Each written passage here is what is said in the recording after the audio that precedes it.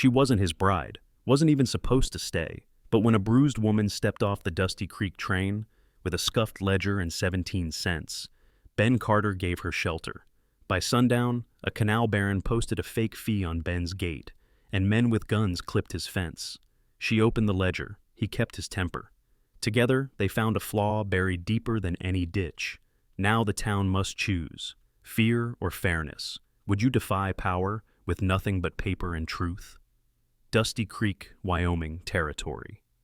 The afternoon sun sat low and mean, throwing long shadows over the red dirt train platform. Ben Carter stood with one boot on the rail, arms crossed tight over a sweat-darkened shirt. He wasn't waiting for anyone, not really, just came to town for salt, lamp oil, and a hinge. But when the train hissed and groaned to a halt, fate stepped off in calico and bruises. The woman moved stiffly, gripping a scuffed leather trunk with both hands. Her bonnet was crooked, her coat hung too loose. But her eyes, green, steady, steady, unashamed, met his with something like defiance. "You Ben Carter?" she asked. He blinked. "I am. I wrote, last month, about your notice." For a housekeeper, Ben felt the pause in his chest before the next breath came. "That notice has been pulled down. Weeks back, I came anyway." She swayed a little, and he saw it. The ribs wrapped tight beneath her coat, the quiet pain in her shoulders. She wasn't running from poverty. She was running from someone's fists. Ben reached for the trunk. "Well, you're here now." They rode back to Cottonwood Ridge in silence. The wagon creaked. The dust curled. Somewhere behind them, a voice shouted from the platform. "You left the wrong car, sweetheart." She flinched. Ben said nothing, but his jaw set harder. At the ranch, she fed the stove like she'd always known it, made soup without asking, folded blankets with clean corners. When he tried to thank her, she waved him off. "You offered 3 days' room. That's the deal. What's your name? Lena? Lena Marlowe?" He nodded. "You can sleep upstairs." "I don't go up there much." By dawn, a wind had kicked up, and the canal that ran past his lower fence had slowed to a trickle. Ben followed the line down to the head gate, where 2 riders waited, one older, slick in a pressed vest, the other younger, cocky, with a toothpick twitching between his teeth. "Morning," the older man said. "Wade Blackwell. My pa owns this canal. We're charging usage now. New policy. Backed by the water company and signed off by the Dusty Creek office." Ben took the paper, studied the lines. "This ditch was open when my wife and I staked the claim. Ran free then. No fee, no mention of company." "Well, there is now," Wade said, smirking. "And I see you've got company again." He tilted his head toward the house. "Mail order bride, is she? Or just passing through?" Ben didn't answer, didn't rise, just folded the paper and handed it back. "This land feeds 30 head. The spring comes, in clean. I'll use what's mine." "You'll pay," Wade said, grin gone flat. "Or you'll dry out by spring." That night, Ben found the fence clipped along the southeast run. Someone had walked the wire, unhooked it clean. No livestock missing, yet, but the message was plain. Inside, Lena stirred the coals for tea. "They came?" "They came." She set 2 mugs on the table and sat across from him. "You don't talk much." "No call to most days." She offered a small smile. "Well, I do. So, if that gets bothersome, let me know." He looked up at her then, past the bruises, past the silence. She had something solid in her, grit maybe, or just the kind of tired that had quit hoping for rescue and started building escape by hand. "There's a ledger in that cabinet," he said. "My wife kept it. Every head count, every gallon from the spring. Might be time we started it again." Lena nodded slowly. "All right." Up the hill, the cottonwood swayed in the night wind like it was listening. By morning, the ditch had dropped another inch. By the second morning, Lena had sorted the pantry, relined the trunk with oilcloth, and started cataloging the livestock feed with sharp pencil strokes. The bruises on her ribs were fading to yellow, but she moved with care, like pain was a thing to be rationed. Ben walked the ditch again. The canal ran low, slower than yesterday. Dry silt caked to the edges of the head gate, and scrape marks lined the metal like someone had dragged a bar down hard. He knelt and touched a spot where flakes of paint had chipped, fresh, clean under the sun. At the gatepost, nailed to the splintered wood, was a curtailment notice, official-looking, signed by Asa Blackwell himself. Effective immediately. Usage restricted pending full assessment. Failure to pay fee may result in lien, auction, or enforced removal. Ben folded it slow, his jaw tensed. Then he slid it into his coat pocket and walked home quiet. Lena met him at the fence with the ledger tucked under her arm. They dropped this off while you were out, she said, holding up a second note. 2 men on horseback. One had a scowl. The other had the look of someone who enjoys breaking things. Ben nodded. I saw their work. That evening, word reached town. 2 hired hands, both new, loud, and drawn to the saloon like flies, were telling anyone with ears that Ben Carter couldn't protect a mule, let alone a wife. One claimed he saw Lena leave town on foot once already, called her borrowed goods. Lena didn't flinch when Ben told her, just said, I've heard worse. But that night, she packed her bag, folded her apron neat, set the ledger by the door. Ben caught her as she laced her boots. You don't have to go. They'll ruin you. They already tried. You fixed fence. You started the books again. That don't sound like ruin. She stared at him. I'm not yours. He nodded. No, ma'am. But this place, it ain't much. Still, it's shelter. It's quiet. And quiet's not something to run from, even if folks are. Loud, she looked down at her hands. You believe them? No. I believe the bruises healed slowly. I believe the tea's never bitter when you pour it. I believe that if a woman can tally gallons by the day and remember feed weight without asking, she's worth listening to. She sat back down. The next morning, Ben rode into town and found Gus Pepper leaning against the old livery stable, chewing a sprig of sage. You ever notice new tool marks on flume boards? Ben asked, quiet. Gus spat. Saw him 3 days back. Didn't figure it was honest work. Who touched the seal? Weren't me. But I'd check the office. Clerk's cousin runs errands for the Blackwells. Ben tipped his hat and left $1 at the feed store for Milo, the orphan boy who saw more than most men and spoke less. You watch the ditch, Milo. You see something wrong, you write it down. Quiet, you hear? Milo nodded solemn, eyes wide. I ain't scared, Mr. Carter. Back home, Lena had flagged 2 days' worth of notes from the old ledger, entries from Ben's late wife showing water use per calf, per week, since before the Blackwell Canal existed. You think someone's damming us up? She asked. I think someone wants folks thirsty and scared. She thumbed a spot on the page, then looked at her stained fingers. I added dye to the trough. Dye. Food coloring. If the ditch runs backward from a blockage, we'll see it. Ben almost smiled. That's smart. I know. He looked out toward the cottonwood, swaying against the morning sun. They'll press harder, he said. I'll sharpen my pencil. And inside, on the next blank page, she wrote in bold script, Waterlog, new entries, verified. Gus Pepper showed up at sunrise with a rolled map tucked in his coat and a grimace carved deep into his face. Found this tucked in the rafters of the old survey shack, he said, unrolling the brittle parchment on Ben's porch table. Charter from '65, long before Asa built his fancy ditch. Ben traced the faded ink with a weathered finger. That spring by the cottonwood, it's on this? Sure is. Marked as livestock source, perennial. Lena leaned in, eyes narrowing. But Asa's canal map don't show it. Gus grinned. Exactly. Charter says use rights start at established point of diversion, and if Ben's wife logged use before the ditch came, well, he tapped the corner of the page. First in time, first in right. Ben's breath slowed. We need proof she used it. I've got the ledger, Lena said, already moving. Inside, she flipped to a section marked in her own ribbon tabs. Here, spring feed measured by the half bucket, for calf birthings 3 years before the canal broke ground. She held up a receipt, yellowed but legible, showing salt purchases during the same period. She kept good records, even noted spring cloudy from hoof traffic. Ben stared at the words. His throat tightened. His late wife's handwriting was sharp and tidy, same as it had always been when she planned a season or mended his cuffs. She didn't trust memory, he said. She trusted facts, Lena answered gently. By midday, Lena had cross-referenced the spring entries with mercantile ledgers in town. May Collins, the widowed schoolmarm, offered testimony that she'd shared a water pail drawn from Ben's spring when her own well failed years ago. It had a taste of limestone, May said, Sharp, but cold. Unmistakable, Gus chuckled. Old water tastes like old money if you know how to claim it. Lena's fingers stayed ink-stained from recopying the survey boundaries, along with a formal petition to correct the canal company's filings.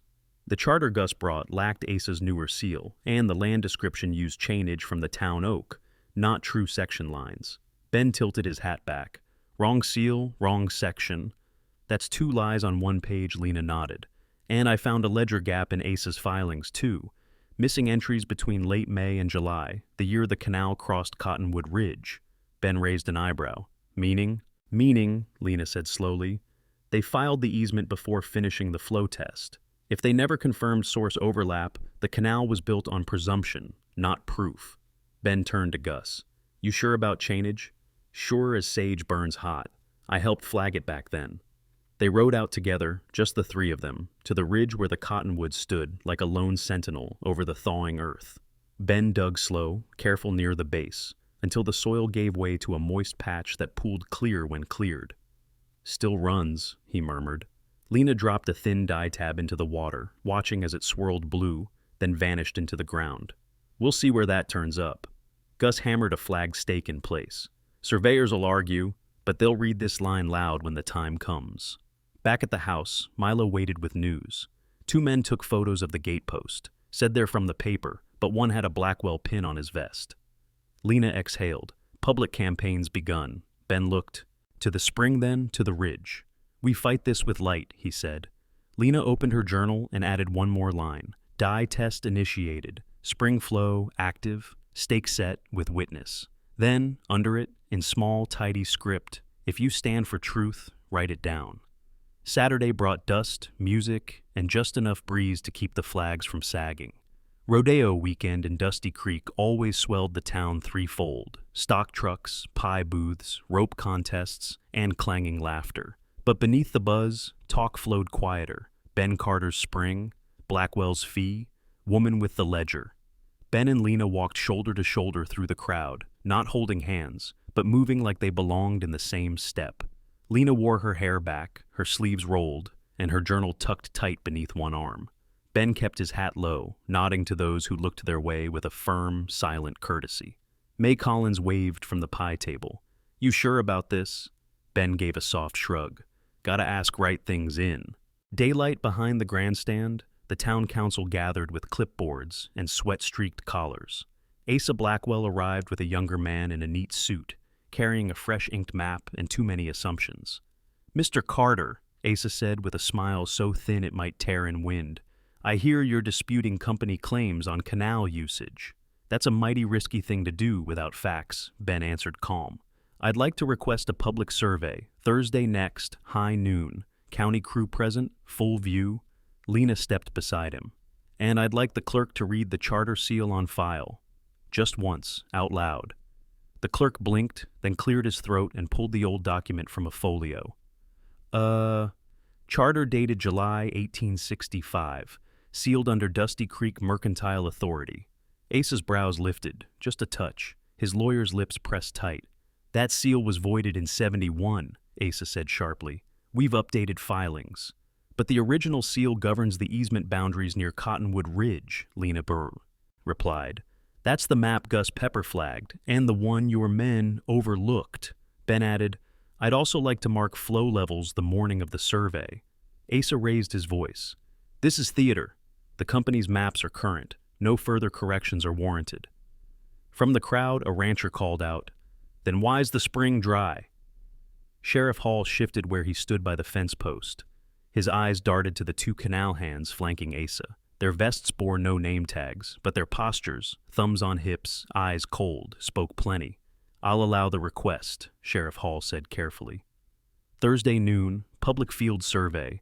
As proposed, Asa turned a fraction toward him, jaw flexing. Sheriff, your re-election.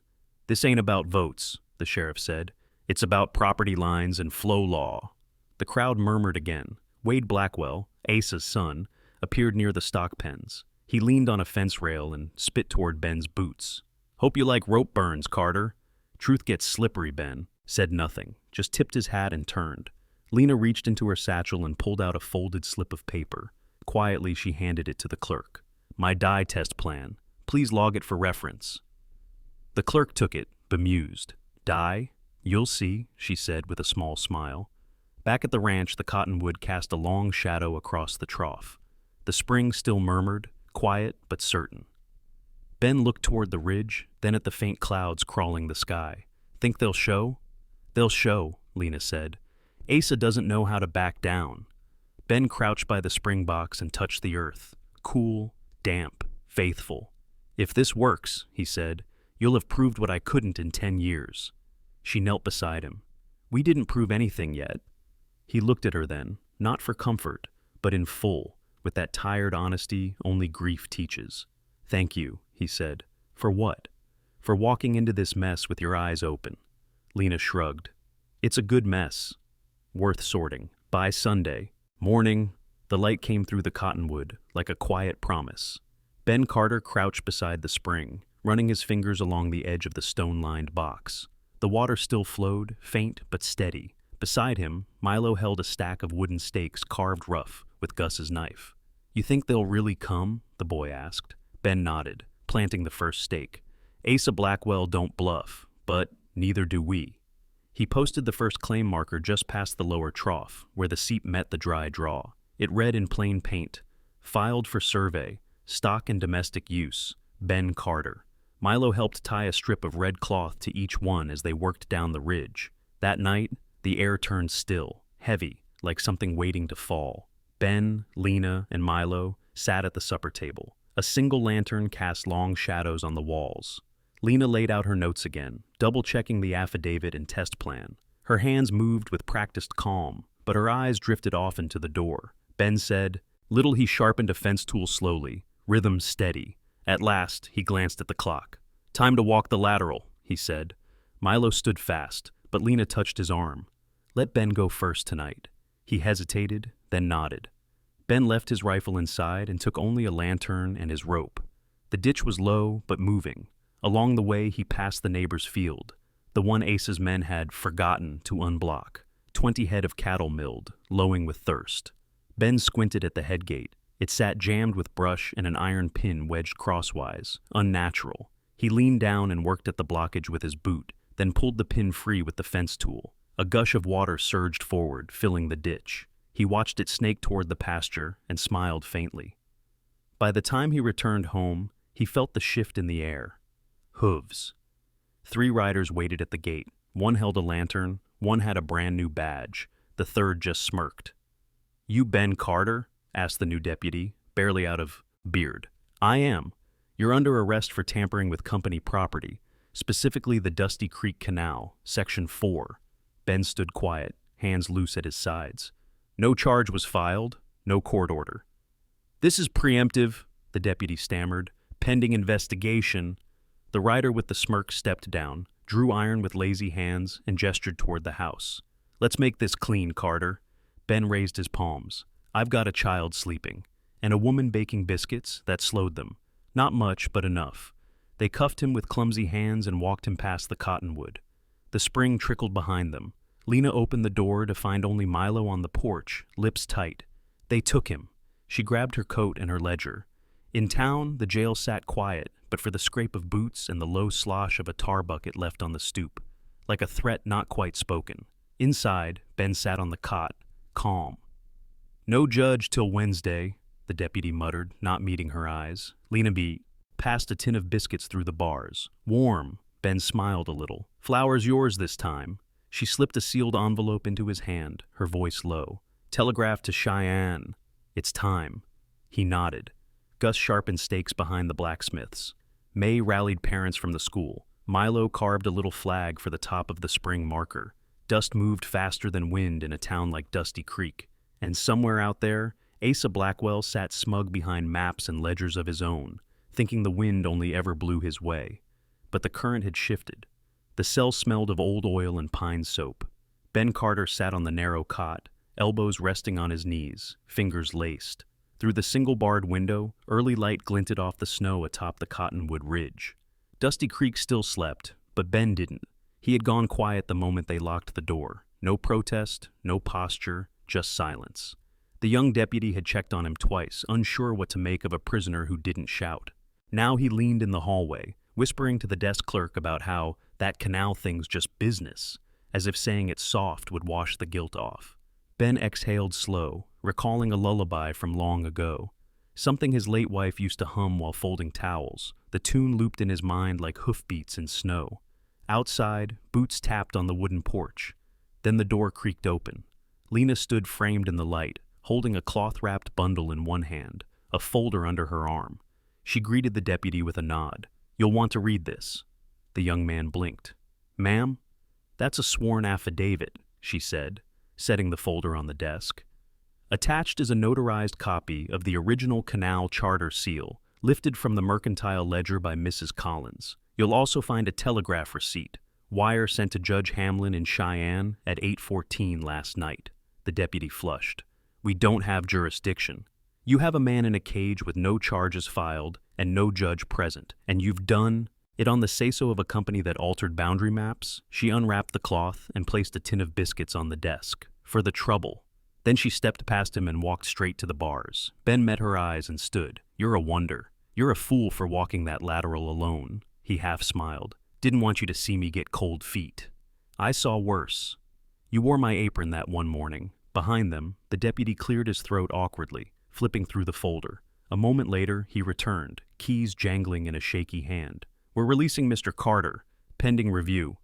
Ben stepped out and straightened his shoulders. "Much obliged." As he passed the desk, he paused. "Sheriff Hall know about this?" The deputy shook his head. "He'll be back by dusk. Elk Camp." Ben nodded, then stepped out into the chill street. Dusty Creek was just beginning to stir. The bakery sent up a thread of cinnamon steam. A wagon rattled near the feed store, but all eyes were on him. The ranchers, the blacksmith, even the barber with his towel over one shoulder. And in the shadows near the livery, Wade Blackwell leaned against a fence post, arms crossed. "You're out," Wade said, voice dry as old canvas. "Shame." Ben glanced at the tar stain near the jail door, then at Wade's smirk. "You're Ace's boy," Ben said quietly. "You ever fix fence, Wade?" Wade scoffed. "I hire men." "That's the problem." Ben walked past him without another word. At the ranch, the ditch ran thinner than ever. Lena stood by the spring box, checking flow and scribbling notes. Gus sharpened a steak nearby. Milo chased a chicken with more heart than grace. Ben joined her, hands tucked into his coat. "It's time," she said, patting her pocket. Ben raised a brow. Lena pulled out the folded paper, still crisp. "Flour and burlap. At the illegal split. 1 bag. If the county gate crew lifts on Thursday, that test'll show diversion. White plume, clear as truth." Ben exhaled slow. "You sure?" She looked up. At him. "You've trusted me with your home. Your fight. Even your biscuits," he chuckled. They were dry. "Better than your pride would have tasted."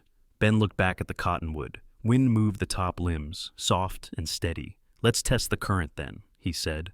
Thursday noon came like a held breath. Cottonwood Ridge stood still under a sky pale as tin. Horses lined the canal bank near the company weir, their reins looped to fence rails or held tight in gloved hands. Folks from Dusty Creek had come in quiet pairs, store clerks, ranch wives, stable boys, all drawn by something more than water rights. They came for fairness, maybe for reckoning. Ben Carter stood beside Lena and Gus near the rust-stained headgate. Lena's coat was too thin, but she wore it zipped to the neck, eyes fixed, notebook in hand. Gus spat a wad of chew into the reeds and tapped at the ground with a surveyor's cane. Sheriff Hall had returned from Elk Camp and now stood between his own 2 deputies, arms folded. He wasn't smiling. Asa Blackwell stepped down from a fine surrey, flanked by his son Wade, and a legal man from Cheyenne with slick boots and unreadable eyes. Wade wore a new pistol low on his hip. The surveyor cleared his throat. "We'll begin with canal operations per documented procedure." Lena stepped forward, crisp. "Then let the company gate be lifted." As is their practice during spring flow, Asa sneered. "This is foolishness." The legal man murmured, "We agreed to process." Ben raised a hand. "Go ahead, Milo." A mile upriver, near the cottonwood tree, Milo loosened the burlap sack and watched a white cloud of flour mix into the channel. He gave the rope 2 tugs. That was the signal. Back at the headgate, the crank turned. Metal groaned. Water surged forward, churned, then divided. The onlookers gasped, not at the water, but at what it carried. A streak of milky white curled through the canal, then split clean in two. One branch flowed toward the company headworks, the other veered west, slipping down the lateral that led to Ben's springbox, where no canal water should ever flow. Gus pointed. There, reverse feed. Lena stepped beside him. That is canal water entering Carter's property by an illegal bypass, and the flower shows the channel. The county clerk unfolded a document with shaking hands. Company charter filed with incorrect seal. As noted previously, Wade took a hard step forward, fingers brushing his pistol. Ben moved faster. With one twist and step, he slipped the Colt from Wade's holster and handed it, grip first, to the sheriff. Best to keep this where it won't cause trouble, Ben said. Wade's face flushed a blotchy red. You're finished, he hissed. No, Ben said evenly. You are.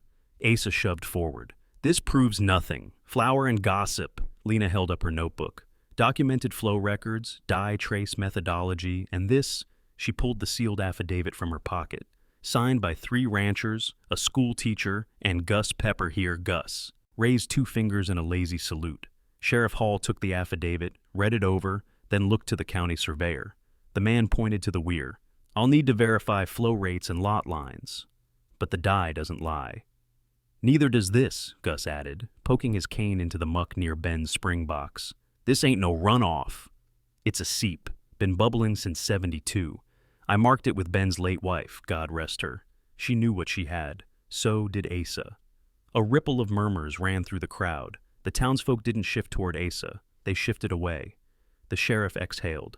I think we've seen enough for today.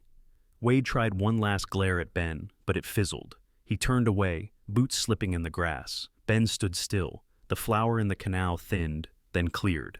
Lena stepped closer. Next part's clean up. He looked at her, warmth behind the wear. We've got the ledger, the land, and the truth, she smiled. Now, let's see if justice can flow as clean as that water.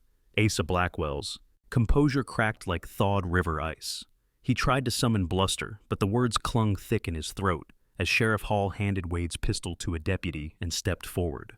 I'll need your word you'll remain peaceable, the sheriff said. Asa didn't respond. Wade stood stone-faced, jaw tight. Then I'll need your hands. The sheriff's voice didn't rise, but it filled the creek bed like judgment. Wade's shoulders sagged. He turned and extended his wrists. Cold iron clicked. A murmur rippled through the crowd, soft but final.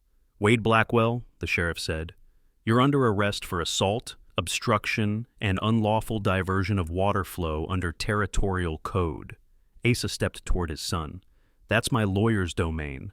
Your boy pointed a pistol, and your ditch cut upstream flow across claim lines. Hall narrowed his eyes. And you knew it. A hush settled over the onlookers. Even the canal workers edged back. The county surveyor stepped forward, a folded vellum in hand. We confirmed seal errors and chain discrepancies. But there's more. He gestured to Gus, who tapped the earth near Ben's spring box. Go ahead, Gus muttered. With a spade, the surveyor dug gently beside the cottonwood. Just below the roots, water seeped clear and slow. No canal trace, no dye, just cold pority rising from old stone. The surveyor raised his hand. Second spring. Independent source. Unmapped. Natural Ben stepped closer, gaze locked on the water he'd trusted his herd to all these years. Gus added, that trickle's older than your whole canal line, Asa. Marked it with Miss Lila herself. May she rest. Lena crouched and ran a finger through the seep, then wiped her hand clean against her skirt. And with this spring, he holds senior water right by territorial law. No fee applies. Asa staggered back half a step. Lena stood. You knew the map was wrong. You built the lie hoping no one would check the roots. The sheriff turned toward him. You gonna deny it under oath? Asa didn't speak. The county clerk cleared his throat. Sir, we have your original petition. False claim lines, fabricated seal. Asa looked out over the faces. Ranchers, storekeepers, widows, kids holding their father's hands. Not a single one nodded in his favor. He swallowed. I withdraw my fee claim, he muttered. Louder, said the sheriff. I withdraw the claim. The clerk nodded. So noted. As for damages, Gus asked. Lena stepped forward and handed the sheriff a slip of paper. Fencing, feed loss, and livestock harm. We itemized it. No vengeance, just recompense. Asa scanned the sheet. You want me to pay this? You owe it, Ben said. We're not looking to humiliate you, Mr. Blackwell. Just to end it clean. Silence hung for a beat. Asa dipped his pen into the clerk's inkwell. With a slow, pained scrawl, he signed the restitution note. Keep your land, he spat. It's not worth the stink. He turned to leave. Wade followed under escort, his boots dragging, eyes hollow. The crowd didn't cheer, but they breathed again. Lena looked at Ben. Was that justice? He considered the quiet spring, the cottonwood swaying gently above it. It's as close as we get out here, Gus tapped his cane. The ground don't lie, men might.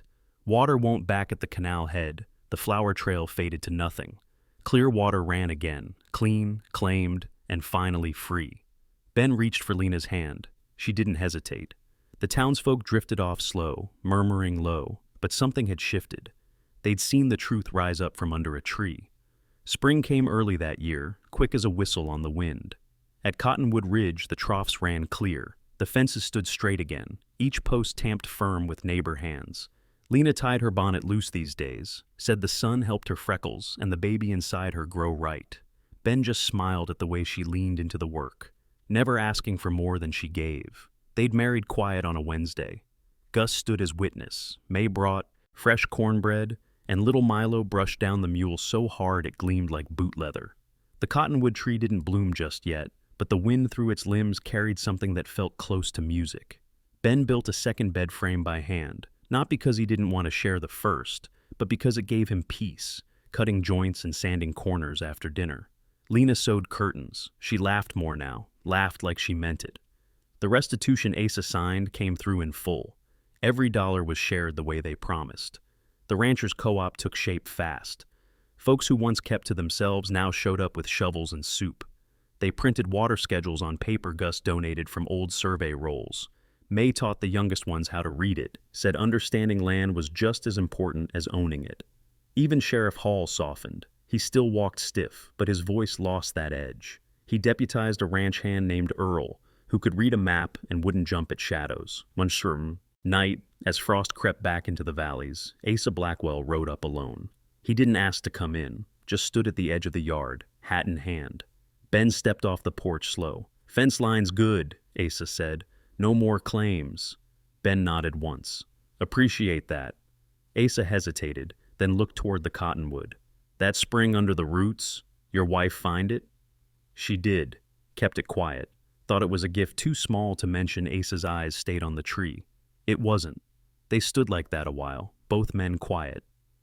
Then Asa tipped his hat and turned his horse back toward the dark. The sound of hooves faded softer than falling leaves. That winter, wolves came close, drawn by a lean stretch and easy chickens. Wade Blackwell was among the hunting party. He said little, but when the last ridge was crossed and the fire was high, he passed Ben the coffee first, without a word. That was enough. Come spring, the railroad survey crews sniffed near Dusty Creek, promises of a station, some feared land grabs again. But the town was wiser now, organized, vocal, steady. Lena took notes at every meeting, her pencil sharp as ever. When her time came early, the baby arrived strong, red-faced and loud, but quick to settle once swaddled near the stove. They named her Clara. Gus carved her initials into a cedar board. Milo built her a cradle with arms too wide at first, but they sanded them together until it fit. Ben stood under the cottonwood one morning, Clara cradled close, the wind pulling at his coat. He looked out over the pasture, water glinting in every trough, fence lines clean, neighbors waving from the lane. He whispered soft against the baby's ear, "Love multiplies, little one. Always has." She cooed once, just once. If this story stirred something in you about grit, grace, or starting over, stick around. Saddle up for the next trail with us.